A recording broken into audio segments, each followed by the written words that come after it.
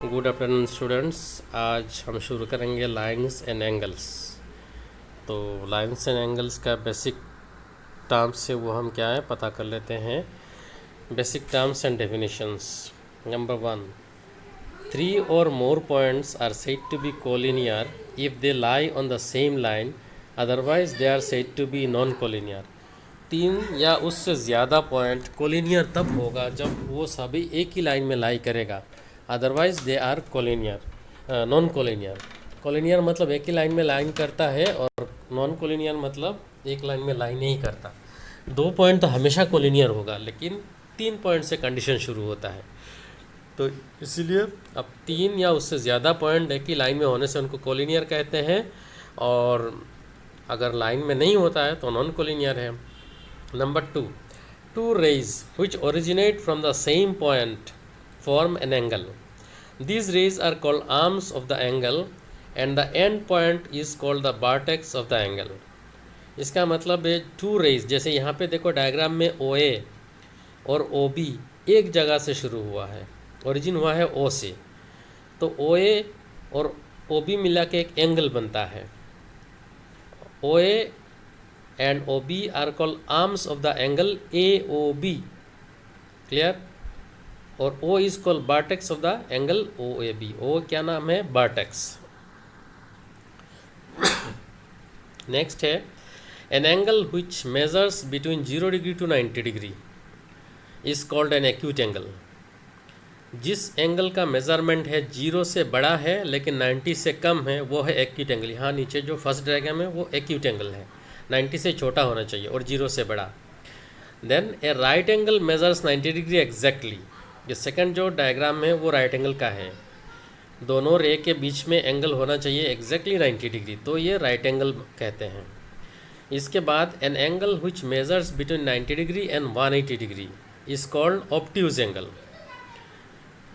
जो angle measure करोगे 90 से ऊपर होगा और 180 से लेस होगा, उसका नाम है ऑब्ट्यूज एंगल। ये थर्ड डायग्राम है, 90 से बड़ा होना चाहिए।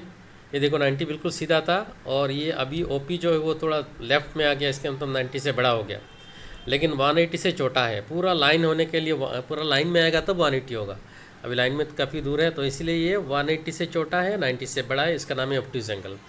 और चौथा जो है स्ट्रेट एंगल, ये 180 का मेज़र होता है। स्ट्रेट एंगल पूरा एक स्ट्रेट लाइन है, मतलब वो M और OL के बीच में एंगल जो है वो 180 डिग्री, इसका नाम है स्ट्रेट एंगल। इसके बाद जो है रिफ्लेक्स एंगल। रिफ्लेक्स एंगल क्या है? जिस एंगल का मेज़रमेंट होता है 180 से ज़्यादा एंड 360 से कम, उसका नाम है रिफ्लेक्स एंगल। यहाँ जो लास्ट डायग्राम है वो देखो, ये जो लाइन है ऊपर उसका नाम मैंने नहीं दिया, तो मान लो OB और स्ट्रेट लाइन जो बिल्कुल हॉरिजॉन्टल लाइन उसको OA मान लो, तो OB और OA के बीच में 90 से बड़ा 180 से बड़ा एंगल है और 360 से कम है, तो उसका नाम है reflex angle.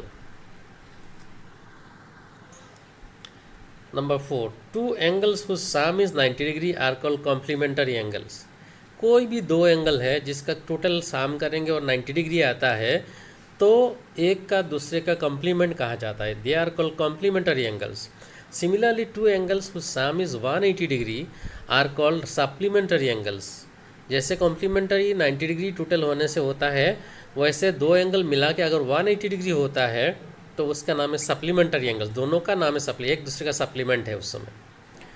Number 6, if two angles have a common vertex, a common arm and the non common arms on different sides of the common arm, then they are called adjacent angle. ये diagram में देखो, यहाँ पे देखो have a common vertex, मतलब यहाँ diagram में B common है। ए कॉमन आर्म, यहाँ OD जो है वो दोनों एंगल में कॉमन है, और नॉन कॉमन आर्म कौन सा है? BA है एंड BC है, ये दोनों नॉन कॉमन आर्म्स है। एक कॉमन आर्म्स है, दोनों एंगल में है। यहाँ दो एंगल है, देखो ABD एंड DBC, यहाँ दो एंगल है ABD, और ये दो लाइन से मैंने समझाया उसको ABD को, और सिंगल लाइन से समझाया DBC को। ये दोनों एंगल है, दोनों का 4 आर्म्स है। ABD का आर्म्स है BA एंड BD, और DBC का आर्म है DB एंड BC। तो यहाँ दोनों का आर्म में एक कॉमन आर्म है, बी डी जो है वो कॉमन है, और नॉन कॉमन जो है B A and B C, ये देखो दोनों कॉमन आर्म का दोनों साइड में है, एक साइड में नहीं है।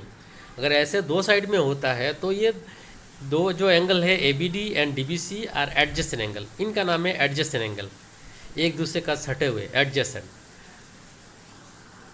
Next, if the non-common arms of two adjacent angles are opposite rays, then the two adjacent angles are said to form a linear pair of angles. ABD and DBC are linear pair of angles। ये diagram में है, ये diagram में देखो यहाँ भी दो angle है, DBC है एक एंगल है DBC, ये जो बीच का जो छोटा सा एंगल बना है उसका नाम है DBC, और लेफ्ट साइड में ABD, यहाँ भी ये भी एक एंगल है। ABD ओबियसली ऑब्ट्यूज एंगल है, देखो 90 से बड़ा है ABD। तो ये दोनों मिला के दोनों का जो नॉन कॉमन आर्म्स है कौन सा है, ए बी है एंड बी सी है, ये दोनों अपोजिट रेज है, बिल्कुल एक दूसरे का अपोजिट है। ऐसा कोई होता है तो इनका नाम है लीनियर पेयर ऑफ एंगल्स। यहाँ ए बी डी और डी बी सी दोनों एंगल का नाम है लीनियर पेयर, दोनों linear pair. Next, if A B and C D are two lines which intersect at O, ये डायग्राम में देखो ए बी और सी डी दो लाइन है, दोनों ने कट किया है बीच में ओ में। Then the pair of angles A O D दिख रहा है आपको, ए ओ डी ऊपर वाला angle, and B O C नीचे वाला एंगल बी ओ सी, ये दोनों का दोनों को कहते हैं vertically opposite angles, B O A short form में, vertically opposite angle. Similarly A O C दिख रहा है आपको लेफ्ट साइड में, और राइट साइड में डी ओ बी या बी ओ डी, ये दोनों एंगल ये भी दोनों वर्टिकली अपोजिट एंगल्स है। तो दो लाइन जब इंटरसेक्ट करता है, दो स्ट्रेट लाइन अगर इंटरसेक्ट करता है तो two pairs of vertically opposite angles are created. ये दोनों मैंने डायग्राम में दिखाया और लिखा भी है, ये सारा आपको याद रखना है, ज्योमेट्री का बेसिक चीज़ है, ये आगे जाके बहुत काम आएगा। अभी intersecting lines and non intersecting lines. A line x tends indefinitely on both direction, हमें पता है पहले से कि लाइन दोनों डायरेक्शन में इनडेफिनेटली बढ़ा सकते हो आप। तो ऐसे two lines are said to be intersecting if a point can be found through which two lines pass, मतलब ऐसा कोई पॉइंट है जिसमें दो लाइन पास कर सकता है, तो obviously they are said to be they are said to be parallel lines. अगर इंटरसेक्टिंग होगा तब जब कोई एक कॉमन पॉइंट मिलेगा, दोनों उस कॉमन पॉइंट से पास करेगा दोनों लाइन, तो ये दोनों लाइन है इंटरसेक्टिंग। अगर ऐसा कुछ लाइन नहीं है, एक्सटेंड करने के बाद भी कोई पॉइंट नहीं आ रहा है जिसमें दोनों लाइन पास कर सकता है, तो लाइन्स आर पैरेलल। ये हमें पहले भी मिल चुका है, पैरेलल लाइन्स कभी मिलता नहीं है।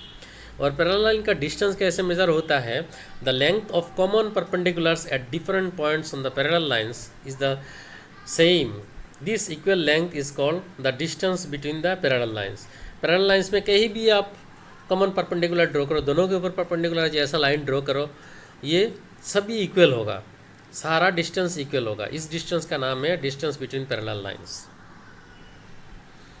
अभी एक एग्जियम में बुक में 6.2 एग्जियम है, लीनियर पेयर एग्जियम है जिसका नाम, if the sum of two adjacent angles is 180 degree then the non common arms of angles form a line. अगर लीनियर एडजेसेंट एंगल्स हमें पहले पता है, और ये दो एंगल का एडजेसेंट एंगल का सम अगर 180 डिग्री होता है तो ये नॉन कॉमन आर्म से वो एक लाइन बना देता है।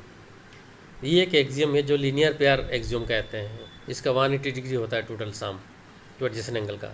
Theorem 6.1, if two line intersect each other then the vertically opposite angles are equal. हमें पहले मिला है दो लाइन इंटरसेक्ट करता है तो two pairs of vertically opposite angles are created. तो थ्योरम कहता है वर्टिकली अपोजिट पेयर जो है वो एक दूसरे का इक्वल है। तो यहाँ पे हमने लिया let A B and C D be two lines intersecting at O, this led to two pairs of vertically opposite pair of angles. तो ये कौन कौन सा पेयर है, पहला पेयर है ए ओ सी जो लेफ्ट साइड में है, एंड बी ओ डी जो राइट साइड में है, ये एक पेयर है वर्टिकली अपोजिट एंगल। सिमिलरली और एक पेयर भी है, ए ओ डी ऊपर है, बी ओ सी नीचे है, ये दोनों अगेन वर्टिकली अपोजिट पेयर्स है।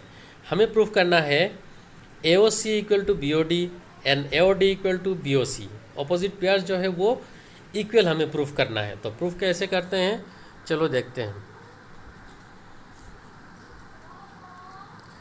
तो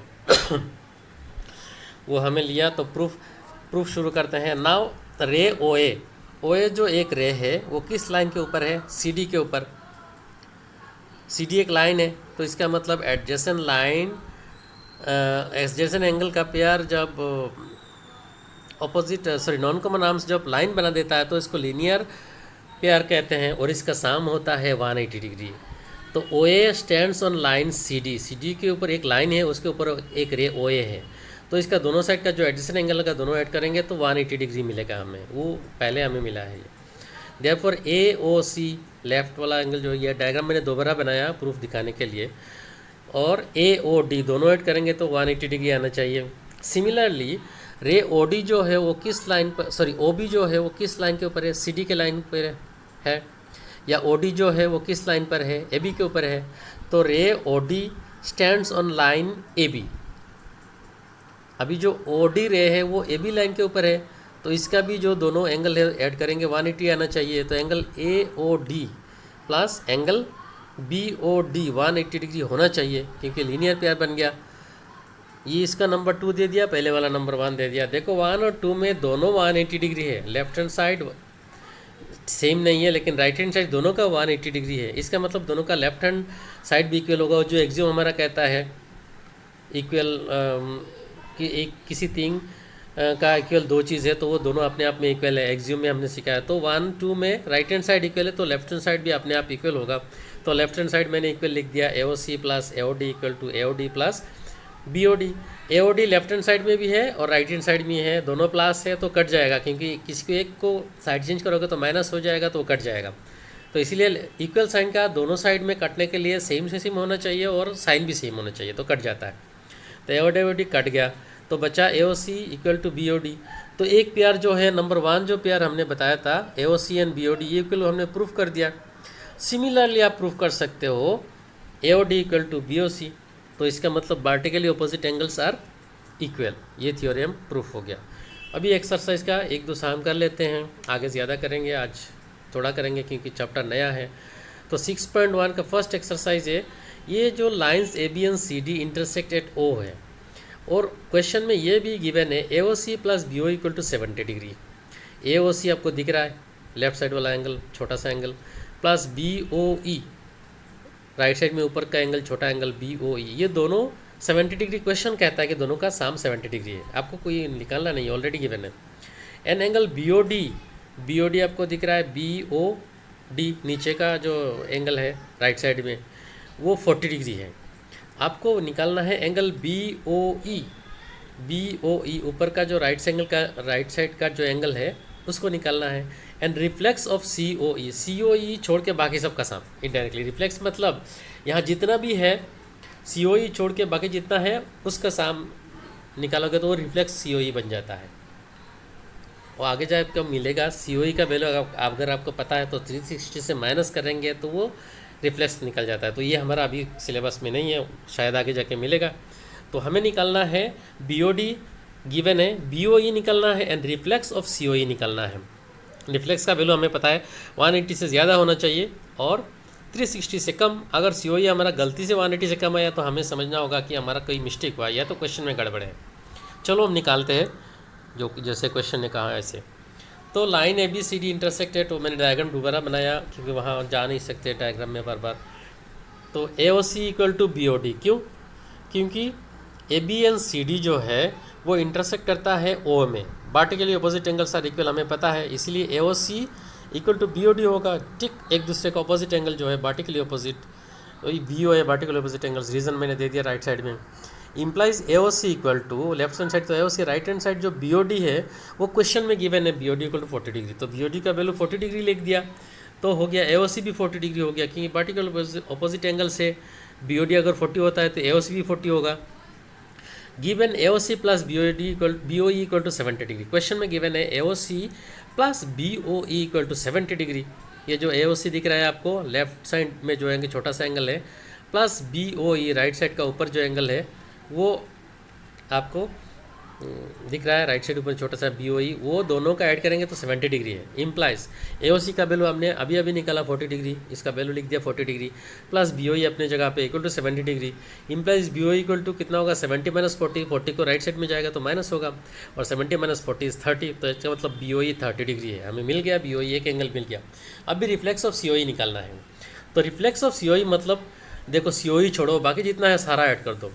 तो COE अगर छोड़ते हैं तो डायरेक्ट एक स्ट्रेट एंगल हमें मिलता है COD। इसके बाद बचता है COE तो ले लिया पूरा ये साइड, अभी प्लस लेंगे हम BOD और प्लस लेंगे BOE, तो रिफ्लेक्स बच गया। COE छोड़ के बाकी सब आ गया, देखो जितने जगह है यहाँ सब आ गया।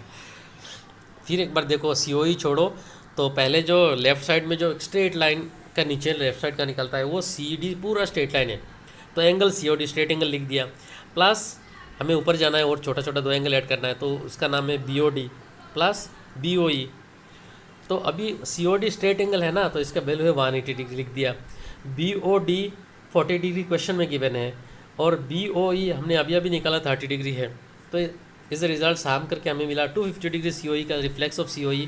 तो रिफ्लेक्स ऑफ COE 180 से ज़्यादा होना चाहिए, तो हो गया हमारा, और 380 से कम, 360 से कम वो भी हो गया, तो मतलब सही है। तो ये एंगल COD स्ट्रेट एंगल है, 180 डिग्री वैल्यू है, और रिफ्लेक्स ऑफ COE 250 डिग्री। जो हमें निकलना था BOE and COE, reflex of COE। BOE हमारा निकला 30 डिग्री और रिफ्लेक्स ऑफ COE निकला 250 डिग्री। नेक्स्ट क्वेश्चन,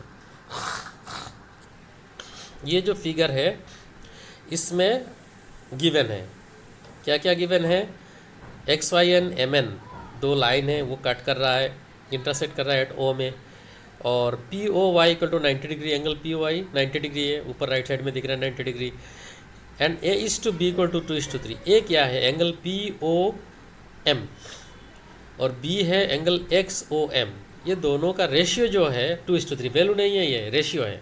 तो हमें C का वैल्यू निकालना है। C कौन सा एंगल है, XON, एंगल XON का नाम है C। तो चलो शुरू करते हैं आंसर। हमारा रे OP जो है वो स्टैंड करता है लाइन XY में, तो इसका मतलब ये XY में जो पूरा एंगल है वो 180 होना चाहिए। तो पूरा एंगल कौन सा है, हम POX प्लस POY होने से XY पूरा हो जाएगा। देखो POX वो लेफ़्ट साइड का बड़ा जो एंगल है, पूरा स्ट्रेट लाइन वर्टिकल और हॉरिजॉन्टल मिला के जो है POX, जहाँ हम पढ़ते हैं P से शुरू करो, O में जाओ, फिर X में जाओ, ये जो पूरा साइड कवर करता है वो है angle POX। Plus right side में P शुरू करो, P से नीचे आओ डायरेक्ट स्ट्रेट O में, देन राइट साइड OI में जाओ POY, ये 90 डिग्री है। ये दोनों मिला के 180 होना चाहिए, क्योंकि लीनियर पेयर है दोनों मिला के। तो इम्प्लाइज POX प्लस POY का वैल्यू 90 डिग्री क्वेश्चन में गिवन है, तो equal to 180 degree. Implies POX equal to 180 degree minus 90 degree, 90 degree left से आएगा माइनस होके, तो 180 माइनस 90 इज़ 90। तो हमारा POX जो एंगल है, P ऊपर है, स्ट्रेट नीचे O में आओ, देन X में जाओ स्ट्रेट, तो POX यहाँ जितना भी जगह है P से OX के बीच में, उसका एंगल मेजरमेंट है 90 डिग्री। तो POX को मैं ऐसे लिख सकता हूँ, 2 छोटा छोटा एंगल के ऐड कर सकता हूँ। जैसे POX को मैं POM प्लस XOM लिख सकता हूँ, तो A प्लस भी आ जाएगा। POX प्लस XOM जो है वो POX के बराबर है, तो इक्वल टू राइट साइड में ऑलरेडी 90 है। अभी POM को मैं X लिख सकता हूँ, A लिख सकता हूँ, क्योंकि क्वेश्चन में गिवन है, एंड XOM को मैं B लिख सकता हूँ, ये भी क्वेश्चन में गिवन है। तो A plus B equal to 90 degree हो गया हमारा।